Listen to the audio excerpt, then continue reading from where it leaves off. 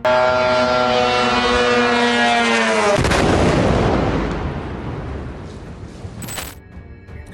Presiden Amerika Serikat Donald Trump, kematian pemimpin tertinggi Iran Ayatollah Ali Khamenei mungkin jadi akhir dari kemenangan. Tapi bagi Iran, hilangnya sang pemimpin tertinggi bukanlah akhir dari perlawanan mereka. Kematian Khamenei justru jadi pemicu sebuah mekanisme pertahanan yang telah disusun Iran agar mereka tetap bisa beroperasi bahkan di situasi tanpa pemimpin, alias bergerak tanpa kepala. Karena hanya dalam hitungan jam usai kabar duka Khamenei meluas, Iran langsung melancarkan serangan. Mereka bergerak secara terdesentralisasi tanpa komando tunggal di pucuk kepemimpinan. 27 pangkalan militer Amerika Serikat langsung dihujani dengan gelombang drone dan rudal yang seolah tak berujung. Kini, Iran punya waktu 60-90 hari untuk memulihkan suksesi kepemimpinan. Meski masa transisi akan memakan waktu sekitar 3 bulan, bukan berarti serangan Iran akan berhenti. Iran bisa terus menembakkan segerombol rudal dan drone meski kursi pemimpin tertinggi kosong. Dan justru itu yang jadi tantangan bagi Amerika Serikat lantaran tidak ada sosok yang menjadi rem untuk IRGC menghentikan serangan. Amerika Serikat harus berpacu dengan waktu untuk menyelesaikan misi sebelum amunisi mereka yang mahal itu terkuras habis. Apa yang terjadi dengan Iran usai Khamenei meninggal dunia, dan bisakah Amerika Serikat bertahan dengan amunisinya yang menipis?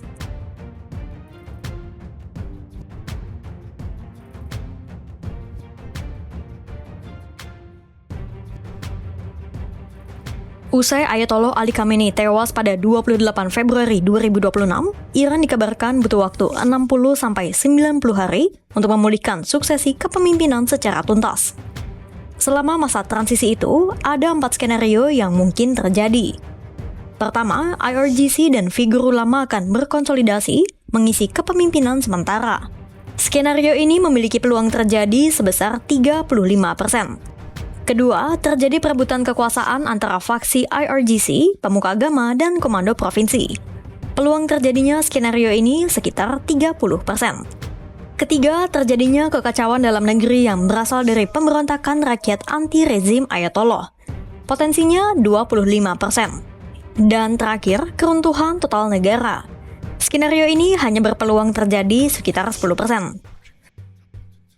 Skenario yang paling berpeluang terjadi adalah skenario pertama, di mana IRGC dan para ulama akan langsung mengisi kekosongan kekuasaan. Artinya, negara masih bisa berjalan walau tak ada pemimpin tertinggi yang duduk di tampuk kekuasaan. Karena sejak fajar revolusi 1979 menyingsing, Republik Islam Iran tidak pernah dirancang untuk bersandar hanya pada napal satu orang. Ayatollah Ruhollah Khomeini telah menanamkan doktrin fundamental bahwa eksistensi negara jauh lebih suci daripada individu yang memimpinnya. Doktrin itulah yang menjadi alasan kenapa struktur politik di Iran kompleks dan berlapis. Dan doktrin ini juga yang kini tengah diuji usai Ayatollah Ali Khamenei meninggal dunia. Iran tidak lantas lumpuh. Iran justru beralih ke mode autopilot, sebuah mekanisme pertahanan yang memungkinkan militer Iran tetap bertaring walaupun pucuk komandonya terpenggal. Ketahanan institusional ini bukan sekadar teori. Waktu Amerika Serikat melumpuhkan bunker yang berisi jajaran petinggi IRGC pada Juni 2025 lalu, dunia mengira Iran akan jatuh dalam kekacauan. Nyatanya, sistem komando mereka tetap bertahan dan mampu menambal lubang kekuasaan hanya dalam hitungan jam. Rahasia di balik kegigihan ini adalah keberadaan protokol peluncuran terdesentralisasi, atau dikenal juga sebagai Mosaic Defense. Lewat Mosaic Defense, IRGC telah membentuk 32 unit provinsi independen sejak tahun 2000-an. Ke-32 unit itu sudah dibekali dengan rantai komando sendiri.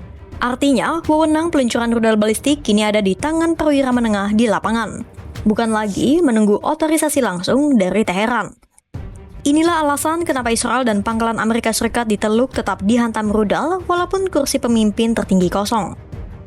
Mau puluhan nama pemimpin IRGC tewas dihantam rudal, Iran tetap menunjukkan eksistensinya bisa meladeni Israel dan Amerika Serikat. Duo sekutu itu kian sulit mencapai kemenangan cepat karena mustahil mereka mematikan 32 pusat komando yang tersebar di pegunungan tersembunyi secara bersamaan. Selain itu, komando lokal Iran pun berpotensi terus menebar serangan di Selat Hormuz dengan ranjau laut atau teknik swarm attacks. Militer Iran masih bisa berjalan walau transisi politik masih terjadi. Ini adalah kabar buruk bagi Amerika Serikat dan Israel. Karena sebelum pusat kekuasaan baru di Iran benar-benar terbentuk, negosiasi akan jadi lebih sulit dijalin. Karena tidak ada yang bisa memberi keputusan tunggal apa niat politik Iran, dan tak ada yang bisa memerintahkan penghentian operasi rudal balasan.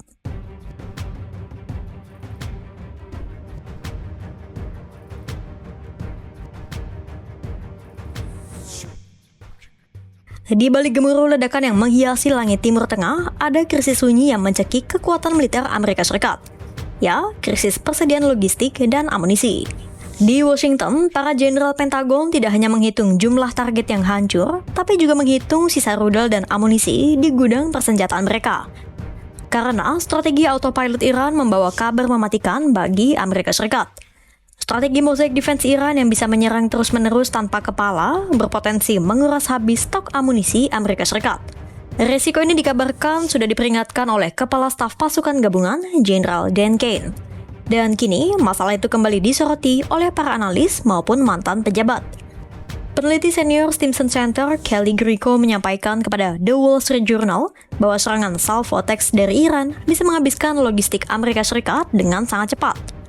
Lebih cepat daripada kemampuan Amerika Serikat mengisi ulang senjata mereka.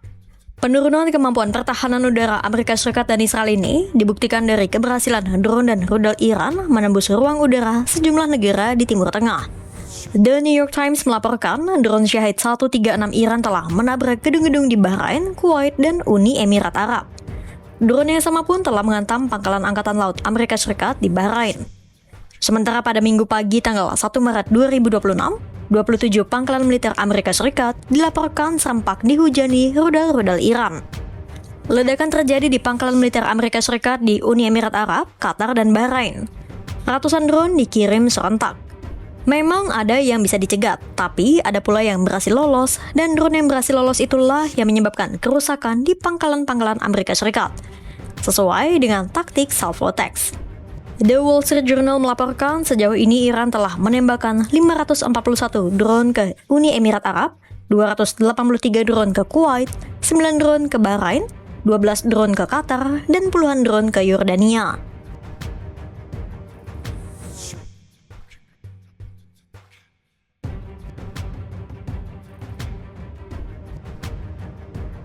Di balik retorika kemenangan dan serangan presisi yang diumbar Trump, ada realitas pahit yang mulai mengetuk pintu Gedung Putih. Perang melawan Iran kini bukan sekadar pertarungan teknis antar senjata, tapi juga pertaruhan nyawa manusia yang kini mulai memakan korban di pihak Amerika Serikat. Trump dalam nada yang tak biasa mengakui bahwa gugurnya prajurit adalah harga yang harus dibayar dalam operasi ini. Sejauh ini ada 3 anggota militer Amerika Serikat yang dilaporkan tewas. Angkanya memang terkesan kecil jika dibandingkan dengan kerugian yang dialami Iran. Tapi Trump menduga angka itu kemungkinan akan bertambah. Karena Trump menyebut perang mungkin masih akan berlanjut sekitar 4-5 minggu lagi. Sebuah kabar buruk karena korban mungkin akan bertambah lagi. Tapi di lain sisi, juga jadi janji yang harus ditepati Trump bahwa perang ini tak akan berlangsung abadi seperti perang Irak-Afghanistan. Peringatan soal jatuhnya korban jiwa ini pun sudah disampaikan oleh para petinggi militer Amerika Serikat sebelum Trump memutuskan untuk berperang. Pasalnya, ada puluhan ribu tentara Washington yang tersebar di pangkalan Amerika Serikat di Timur Tengah dan semuanya berada dalam jangkauan Iran. Itulah kenapa Trump mengaku dirinya kini kembali membuka jalur diplomasi lagi. Sebuah upaya untuk meredam perang berkelanjutan yang ia sebut kini lebih mudah karena Khamenei telah tewas. Di balik selebrasi Amerika Serikat atas kematian Khamenei, ada bayang-bayang krisis yang menghantui Washington. Karena Amerika Serikat kini tengah menghadapi militer Iran yang bergerak secara autopilot tanpa adanya komando tunggal dari pusat.